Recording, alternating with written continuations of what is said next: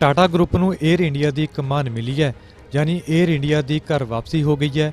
Tata group ने 18,000 करोड़ रुपए ਵਿੱਚ 에ਅਰ ਇੰਡੀਆ ਨੂੰ ਖਰੀਦ ਲਿਆ। ਇਸ ਦਾ ਐਲਾਨ ਫਾਈਨਾਂਸ ਮਿਨਿਸਟਰੀ ਦੇ department of investment and public asset management ਨੇ ਕੀਤਾ।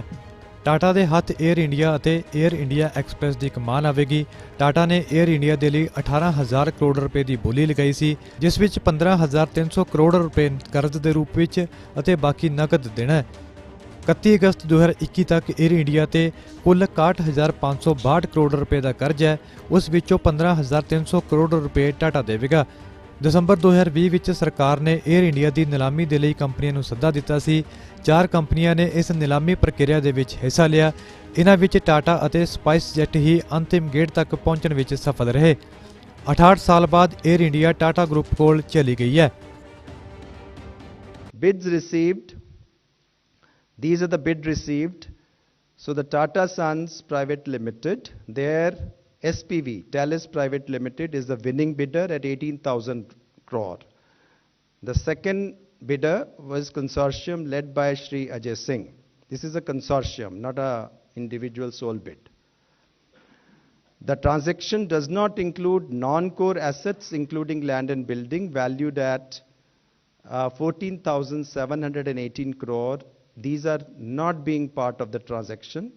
These are being transferred to Government of India's AIAHL. It includes Nariman Point, Air India headquarters here, some other buildings. There are subsidiaries where Air India has investments. These will be hived off.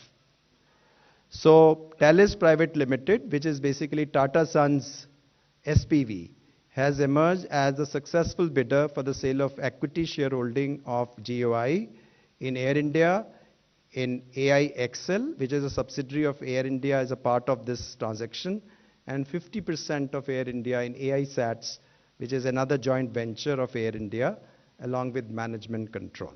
ਇਸ deal ਨਾਲ ਜੁੜੇ ਕੁਝ ਖਾਸ ਪਹਿਲੂ ਇਸ ਪ੍ਰਕਾਰ ਨੇ। ਕਰਮਚਾਰੀਆਂ ਦੇ ਹਿੱਤਾਂ ਦਾ ਖਿਆਲ ਰੱਖਿਆ ਜਾਵੇਗਾ। 1 ਸਾਲ ਤੱਕ ਕੋਈ ਵੀ ਕਰਮਚਾਰੀ ਕੱਢਿਆ ਨਹੀਂ ਜਾਵੇਗਾ। 에ਅਰ ਇੰਡੀਆ ਵਿੱਚ ਮਿਲਣ ਵਾਲੀਆਂ ਸੁਵਿਧਾਵਾਂ ਬਰਕਰਾਰ ਰਹਿਣਗੀਆਂ। ਕਰਮਚਾਰੀਆਂ ਨੂੰ ਗ੍ਰੈਚੁਇਟੀ ਅਤੇ ਮੈਡੀਕਲ ਕਲੇਮ ਮਿਲਦਾ ਰਹੇਗਾ। 에ਅਰ ਇੰਡੀਆ ਕੋਲ 12,085 ਕਰਮਚਾਰੀ ਨੇ। 8,084 ਪਰਮਾਨੈਂਟ ਕਰਮਚਾਰੀ ਕੰਮ ਕਰ ਰਹੇ ਨੇ।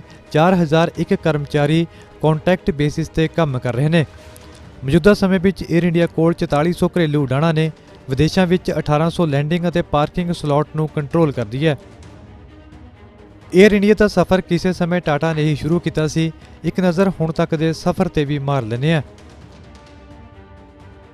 1932 ਵਿੱਚ JRD ਟਾਟਾ ਨੇ ਟਾਟਾ 에ਅਰਲਾਈਨਸ ਦੀ ਸ਼ੁਰੂਆਤ ਕੀਤੀ। 1946 ਵਿੱਚ ਟਾਟਾ 에ਅਰਲਾਈਨਸ ਦਾ ਨਾਮ ਬਦਲ ਕੇ 에ਅਰ ਇੰਡੀਆ ਕੀਤਾ ਗਿਆ। 1948 ਵਿੱਚ 에ਅਰ ਇੰਡੀਆ ਨੇ ਮੁੰਬਈ ਤੋਂ ਲੰਡਨ ਦੀ ਪਹਿਲੀ ਅੰਤਰਰਾਸ਼ਟਰੀ ਉਡਾਣ ਭਰੀ। 1953 ਵਿੱਚ ਦੇਸ਼ ਵਿੱਚ ਸਾਰੀਆਂ 에ਅਰਲਾਈਨਸ ਦਾ ਰਾਸ਼ਟਰੀਕਰਨ ਕਰ ਦਿੱਤਾ ਗਿਆ। 1954 ਦੌਰਾਨ ਟੋਕੀਓ, ਬੈਂਕਾਕ, ਸਿੰਗਾਪੁਰ ਅਤੇ ਹਾਂਗਕਾਂਗ ਲਈ ਫਲਾਈਟ ਸ਼ੁਰੂ ਕੀਤੀ ਗਈ। 1962 ਵਿੱਚ 에ਅਰ ਇੰਡੀਆ ਦੀ ਪਹਿਲੀ ਆਲ ਜੈਟ 에ਅਰਲਾਈਨ ਬਣੀ। 1997 ਵਿੱਚ 에ਅਰ ਇੰਡੀਆ ਆਨਲਾਈਨ ਹੋਈ। ਕੰਪਨੀ ਨੇ ਵੈਬਸਾਈਟ ਲਾਂਚ ਕੀਤੀ। 2005 ਵਿੱਚ low cost airline air India express launch ਕੀਤੀ ਗਈ। 2007 ਵਿੱਚ ਸਰਕਾਰ ਨੇ ਇੰਡੀਅਨ 에ਅਰਲਾਈਨਸ ਅਤੇ 에ਅਰ ਇੰਡੀਆ ਮਰਜ ਕਰ ਦਿੱਤਾ। 2012 ਵਿੱਚ ਲਗਾਤਾਰ ਘਾਟੇ ਤੋਂ ਬਾਅਦ ਕੰਪਨੀ ਭਾਰਤੀ ਏਵੀਏਸ਼ਨ ਮਾਰਕੀਟ ਵਿੱਚ ਚੌਥੇ ਨੰਬਰ ਤੇ ਖਿਸਕੀ। 2018 ਵਿੱਚ ਸਰਕਾਰ ਨੇ 에ਅਰ ਇੰਡੀਆ ਦੇ 76% ਸਟੇਕ ਵੇਚਣ ਦਾ ਐਲਾਨ ਕੀਤਾ। ਸਟੇਕ ਖਰੀਦਣ ਵਿੱਚ ਕਿਸੇ ਖਰੀਦਦਾਰ ਨੇ ਰੁਚੀ ਨਹੀਂ ਦਿਖਾਈ। 2020 ਵਿੱਚ ਸਰਕਾਰ ਨੇ ਨਵੇਂ ਪਲਾਨ ਦੇ ਤਹਿਤ 100% ਸਟੇਕ ਵੇਚਣ ਦਾ ਐਲਾਨ ਕੀਤਾ।